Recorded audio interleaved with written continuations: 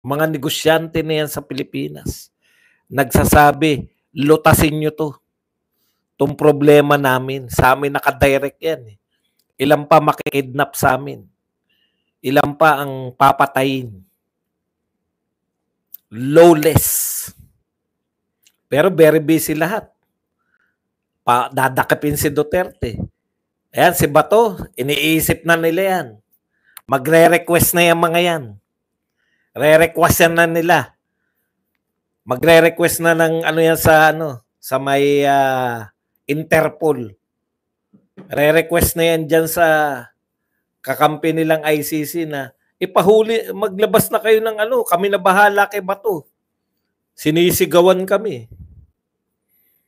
Pinakontempt yung amo namin eh.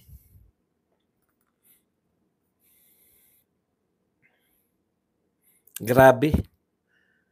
Pero pag nakapagsalita lang, congratulations, siya nang gusto nyo. Ayaw nyo kay Duterte, ayaw nyo ng peace and order ni Duterte, yan ang gusto nyo. Congratulations na lang. Binanata na si Abansenya. Si Abansenya na ngayon ang may kasalanan ng lahat. Ang mismong mga kidnapper. Sana envoy na para magpalit na ng constitution. Magpalit ng constitution ang gusto nyo ngayon. Tinutulan nga natin yung pagpapalit ng constitution eh. Dadayain pala eh, wag ka na rito. Kami lalaban eh. Ayan, ganyan po, pakananin, alam niyo po kung kayo Duterte, wag po kayong, pakana po nila yan eh. Sila rin po nagpapakalat niyan eh. Sa Davao, di ba, ilalaga, sa tingin ba nila walang makakakita nun? Yan po, tanim po nila yan para pagdudahan natin yung eleksyon. Para sa ganun, hindi tayo bumoto.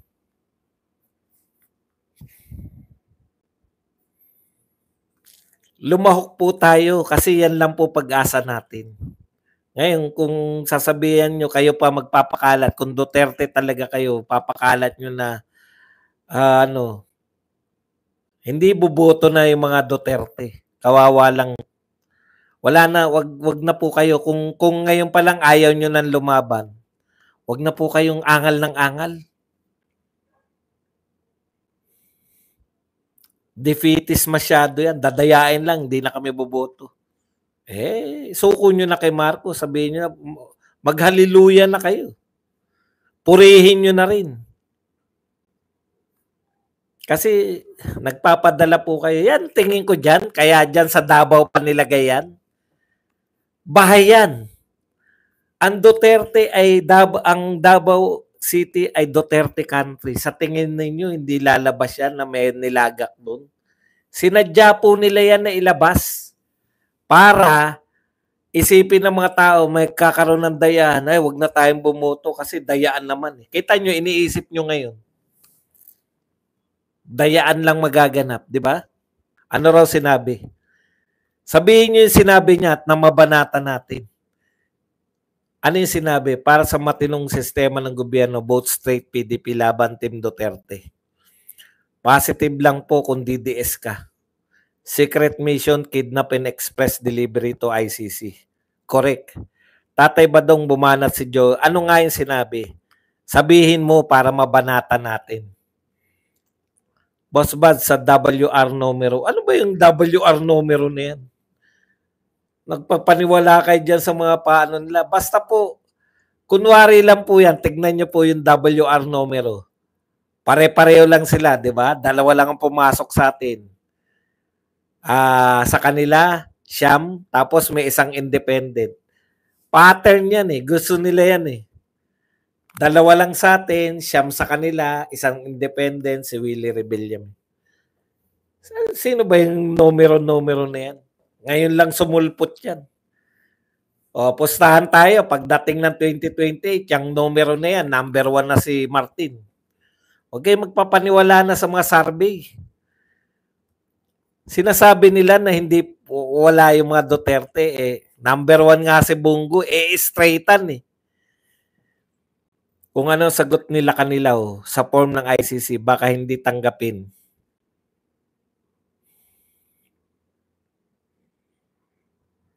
Si Epeara din ng ICC nung dumating sa dahig. Correct. Kasi kinakailangan nila sumunod sa patakaran nila eh.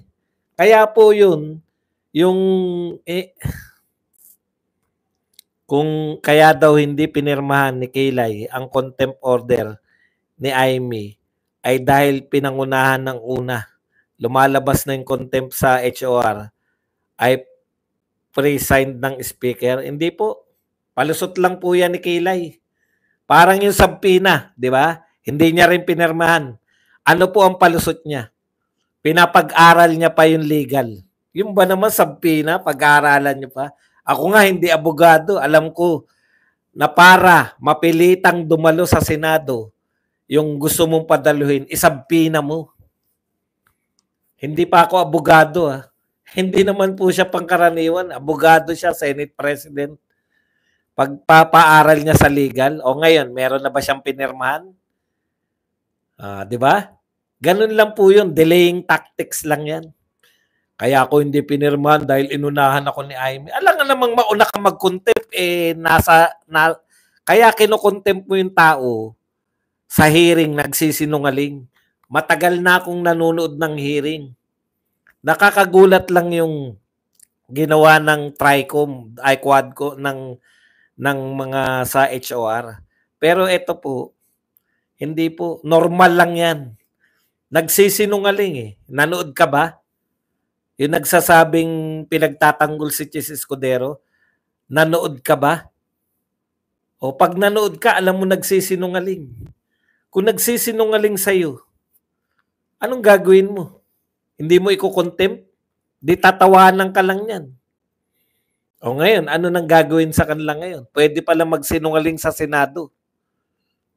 Straight PDP para sa bayan. Huwag sisipain, buburahin si Rodolfo. Yung hearing ni Aimee, pilit niya pa rin inililigtas yung ading niya. Alam na po natin yun. Pero, bagamat yun po ang intention niya pa rin, o kaya, tama rin naman si Chis, na siya po ay nagpapabango lang. Pero, hindi pa rin natin maiwasan na nalantad sa atin. Hindi nga natin kilala sila Kanilaw eh. Nalantad po sa atin na yung ginawa nila hindi po legal. Sabi ni Ascuña ni Adolf Ascuña. Maririnig ba natin yan si Adolf Ascuña kung hindi nag-hearing? Kahit sabihin nila na legal sa ICC, hindi naman tayo ICC. Yun na nakakalimutan nyo. Dito ba, sa batas ba ng Pilipinas, legal yung ginawa nila? Dito nag-hearing eh. Tama, under oath. Hindi po. Inday Bidak, wag kayo mag-wear ng mga green. Wag po kayo. Nangyari na po yan eh. Pag mga sutil po yung mga nakaupo doon, sasabihin pa nangangampanya kayo. Normal lang po. Hindi nyo po kinakailangan mag-green. Wag po kayo mag-green kasi magiging usapin pa yan eh. Sabihin pa nangangampanya kayo. Wag na po. Buboto lang tayo. Ngayon kayo mag-green. Lakad-lakad kayo na naka-green. Wag po sa eleksyon. Kung sinabihan po ng COMELEC yan, lahat ng mga may kulay, wag niyong papasukin. O yari pa tayo nun. Wag po yun. Wag po kayong mag-green. Kasi, alam niyo mga walang pakundangan tong gobyerno na to eh. Kung biglang iutos ng COMELEC yan, nasabihin na yung mga naka-green, nangangampanya yan kay Duterte. Bakit pa natin pagsasapalaran yan? Bawal po kasi, bawal ang mangampanya sa eleksyon. Bakit po kayo, di ba? Hindi naman alam ko maganda intention nyo. Pero pwede po nilang sabihin na kayo nangangampanya, pwede kayong hindi pabotohin. Sabi ni Ty Diggs, mananalo tayo kaya laban lang, think positive. Di lang siya nagsisinungaling yung ambassador ng iinsulto pa sa mga senador. Correct, harap-harapan eh. Mga taga-sunog na ni Bangag kahit nanonood kasi, bobo sila kaya wala talaga maintindihan. Octa Arts Dancers Mixed Martial Arts, malalaos din yan. Ang ini-endorse lang po, lahat po ng mga in-endorse ni Tatay Digong. Yun lang po. Kung 10 lang in-endorse, 10 lang po.